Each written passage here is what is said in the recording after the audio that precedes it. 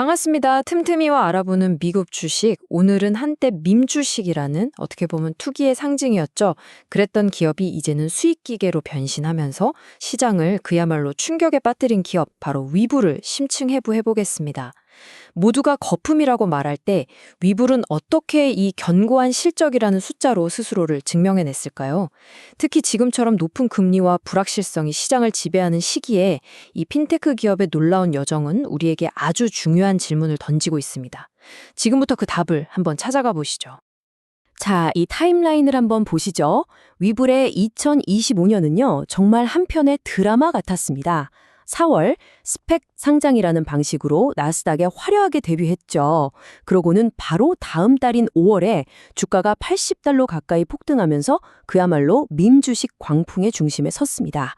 하지만 보시다시피 그 영광은 길지 않았어요. 주가는 롤러코스터처럼 곤두박질 쳤고 시장의 관심에서 멀어지는 듯했습니다.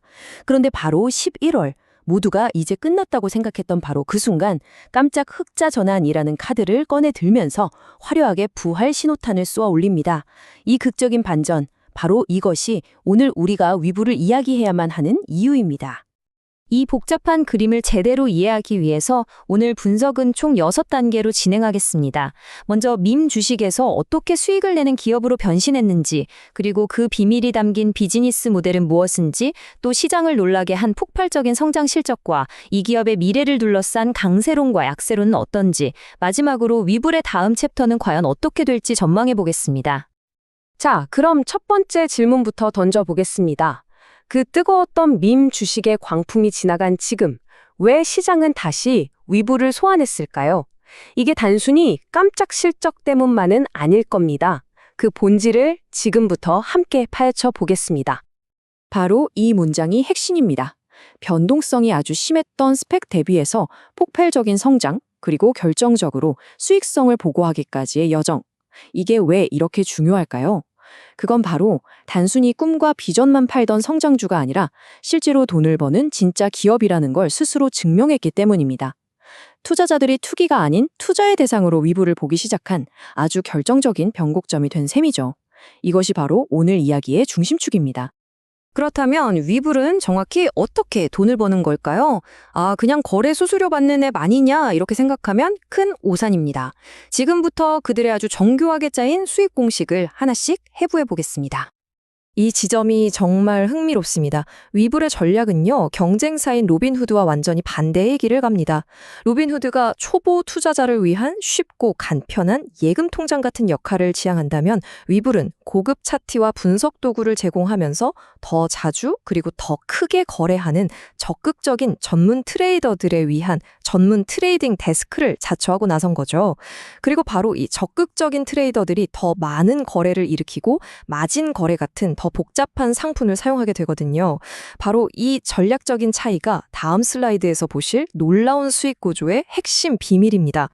그리고 그 결과가 이 차트에 아주 명확하게 드러납니다. 물론 거래 수익이 65%로 가장 큰 비중을 차지하지만요. 우리가 정말 주목해야 할 숫자는 바로 저 28% 이자 수익입니다. 이게 뭘 의미할까요? 시장이 좋든 나쁘든 고객이 거래를 하든 안 하든 플랫폼에 맡겨둔 자산과 마진 거래에서 꾸준하게 이자가 발생한다는 뜻입니다. 요즘 같은 고금리 시대에는 이게 정말 강력한 무기가 되죠. 즉, 위블은 변덕스러운 거래량에만 의존하는 게 아니라 마치 은행처럼 아주 안정적인 수익 파이프라인을 구축하는 데 성공한 겁니다.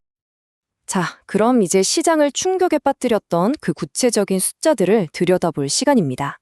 앞서 설명드렸던 이 비즈니스 모델이 실제로 어떻게 성과를 내고 있는지 3분기 재무제표를 통해서 직접 확인해 보겠습니다.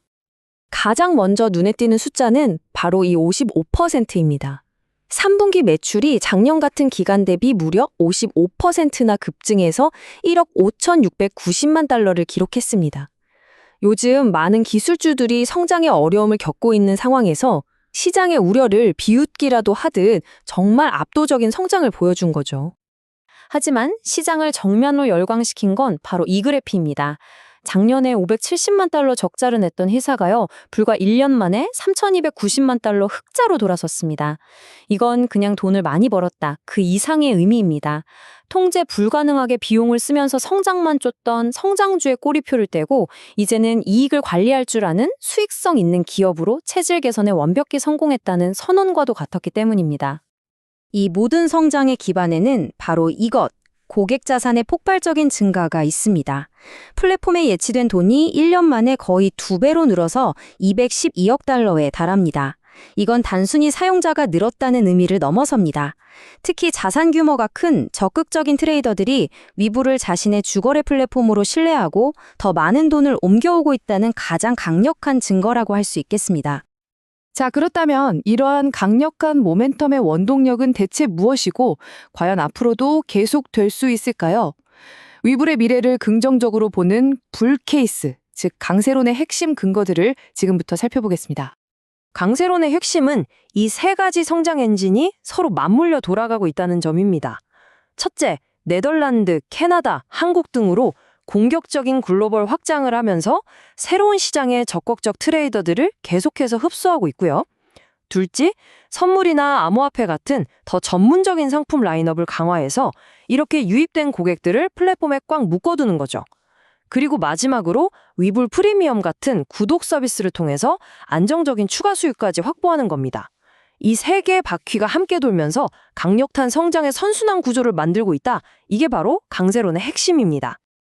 하지만 동전에는 항상 양면이 있듯 위불의 장밋빛 미래 뒤에는 어두운 그림자도 존재합니다. 이제는 잠재적인 역풍, 즉 약세론자들이 경고하는 리스크들을 냉정하게 한번 짚어볼 시간입니다. 가장 큰 리스크는 아이러니하게도 주가 그 자체입니다. 한때 80달러까지 치솟았던 주가가 지금은 9달러대라는 이 사실은요, 아무리 실적이 좋아져도 이 주식에 여전히 밈 주식 시절에 투기적 꼬리표가 붙어 있다는 걸 보여줍니다. 다시 말해서 기업의 펀더멘털과 무관하게 언제든 투기 세력에 의해서 주가가 롤러코스터를 탈 수 있다는 위험을 안고 가는 셈입니다.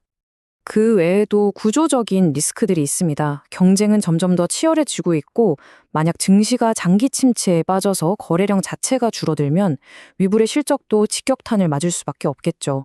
특히 가장 큰 변수는 규제입니다. 예를 들어서 미국 정부가 갑자기 암호화폐 거래에 대한 규제를 대폭 강화하는 법안을 통과시킨다고 생각해 보세요. 그러면 위불이 새로운 성장 동력으로 삼고 있는 사업에 급제동이 걸릴 수 있는 겁니다. 이런 외부 변수들이 언제든 발목을 잡을 수 있습니다.